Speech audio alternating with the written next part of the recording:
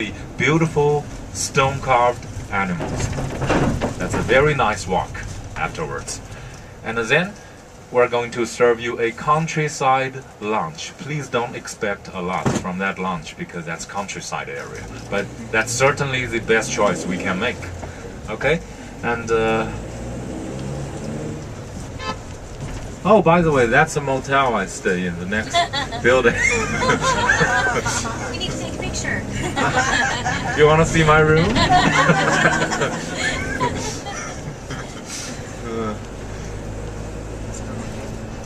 Okay, maybe 1/3 or 1/4 of the size of about your room. But interesting place. You get to see all those local domestic tourists in the corridor during the night. Yeah, it's the first time I stay in this motel. So when I get into the walkway, I was surprised. Everybody just leave their room doors open and they're doing everything. They're gambling, and some ladies feeding her baby with the door opened, and and in the morning everybody's yelling at each other in a very interesting way. So that's their conversation. So I don't need any wake-up call. Okay, so just now we were saying the lunch place is going to be at Countryside. It's between the Ming Tomb and the Great Wall area. And we're going to have a comparatively not so early lunch. It will be around like the same time as yesterday, because we do not want you to arrive the Great Wall too early, considering the crowd you are likely to encounter if we go there too early. And certainly you will enjoy your visit a lot more with less chance of tripped by other tourists or something. So besides, we don't have anything to worry about after the wall climbing. The only thing we need to do is to get you back to the hotel, and your buffet dinner is reserved on the second floor of your hotel. So it's considered to be an easier day compared to yesterday. Okay? Because on the Great Wall, we're not going to make you climb up to a certain height. We're gonna get you enough free time to make sure everybody does whatever he wants to do. Okay? And as for your arrangement for tomorrow to depart Beijing for Xi'an, and we're doing some final sightseeing before we leave Beijing, we'll tell you the details on the way back. Okay? All right. Can I ask which airlines are we using? Okay. Because I know that the Air China has very small carry-on, like 11 weights. So when we pack, we know. Actually, when you book our tour, my company is supposed to send you all the documents together with one piece of paper, which is called Things to Know Before You Go. And on that paper, I believe it says the domestic airlines of China does have a regulation on the check-in luggage and the carry-on luggage. And as for the check-in case, we are supposed to check in one piece of check-in luggages per person, and the weight limit is 44 pounds as long as you are flying domestically. And for the carry-ons, it's not as strict as most people think it to be. In Beijing airport, they're quite loose. There's one airport you probably want to be a little bit careful about, which is the Guilin airport. That's the airport sometimes gives people trouble. We will try our best to help you, but sometimes they can be really strict on the size of your carry-on luggage, but not as much as the weight. The weight doesn't seem to be bothering them too much if you are flying domestically. By the way, we have 3 domestic flights around this tour before you go to Hong Kong. You know, between Shanghai and Hong Kong, it's considered to be international because Chinese citizens actually needs a visa to go to Hong Kong. Hong Kong has no custom duties, and Hong Kong has its own jurisdiction system. So when we go to Hong Kong, we have to go through customs. But for US people, you don't need a visa to go there. And from Shanghai, it's international, so you're not going to worry about your weight of your check-in luggages. You can check in 2 pieces if you want to when you're flying Hong Kong. Do you know the airlines? Yes, I do. Going to go? And between Beijing and Xi'an, from Xi'an to Guilin, and from Guilin back to Shanghai, we are flying China Eastern. China Eastern Airline is an airline whose headquarters is in Shanghai. Compared with Air China, I personally believe that China Eastern has a more is not as internationally well known as Air China, but on the other hand, according to the statistics, it's a more on-time airline. Yeah, they have better. They have a better carry-on 215 now. Yeah, you do. You know that? Yeah. Oh, it's amazing that you did so much We look at everything. investigation about the airlines. No, because of the weight. Because they're so strict. We want to make sure that we didn't have wrong. We want to follow the rules. Sometimes when you are going with our group, we'll make them being less strict on you. Okay, good. So if you do have anything really, really heavy, no matter it's your carry-on or if your checking is really, really heavy, please let me know. You could let me know before we arrive at the airport. I will try to figure out how to help you.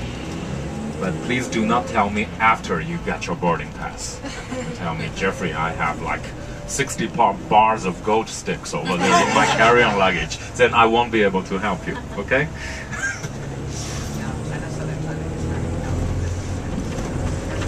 China Southern is also loose on their carry-on limit, but the problem is China Southern is never on time.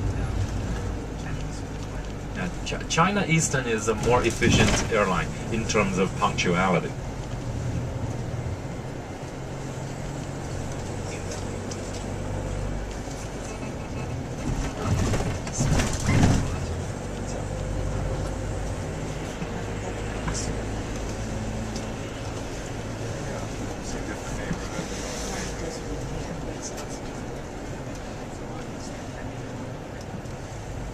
Okay, good morning everybody. It's my turn. Jeffrey is my leader.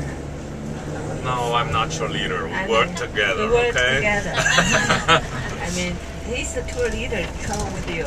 So every city have a local guide telling you the detailed information about each city. So today is Sunday, so traffic is easy. Indeed, in Beijing, if you own a car, you have to stop driving once a week according to your license number. So you have to be careful what day is today and which day you cannot drive. What happens if you forget? You will get tickets. And we have several thousand cameras all over Beijing. So they will take picture.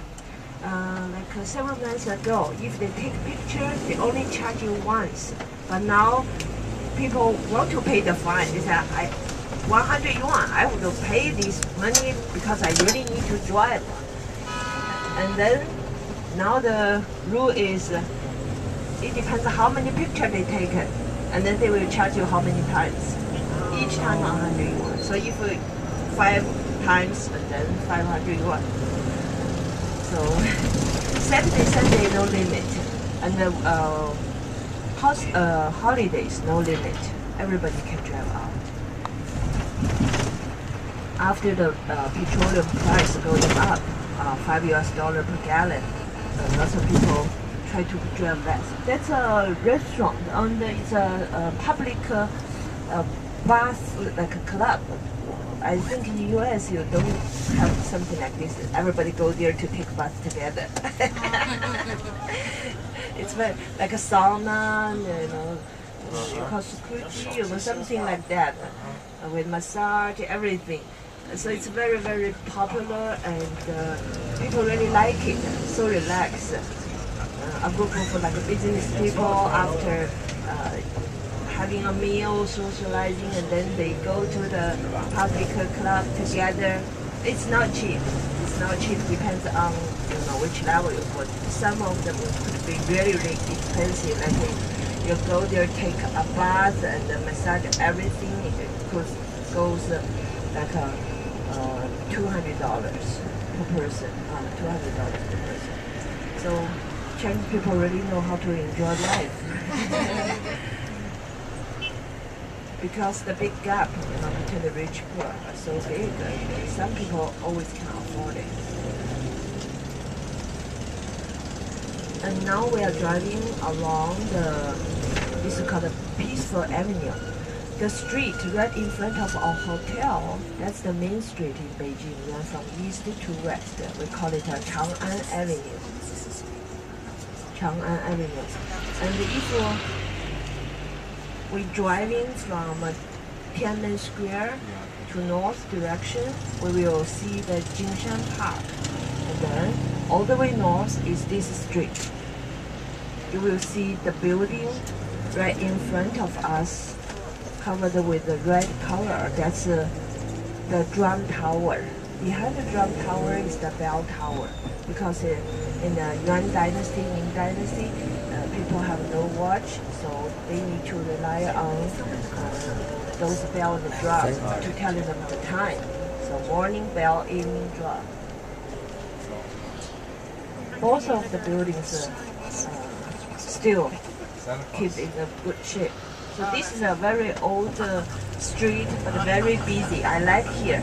When I first come to Beijing, I rent a small condo close by, so I really like it. It's called the Dianmen. You heard about Tiananmen, right?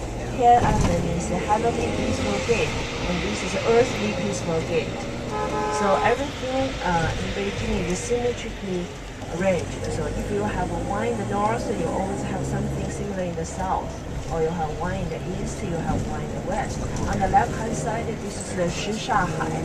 And this area is a protected area by the government, because lots of Chonggo courtyard, the Hutong, maybe you heard about the Hutong, the narrow alley, all around this area. And because it's close to a lake, so lots of bars appeared in the lake, and in the evening, young people go there and have a drink, and they got music in the bar, they have a quiet bar. Old street, Dianmen, earthly peaceful gate. So right in front of us, the red building is the drum tower.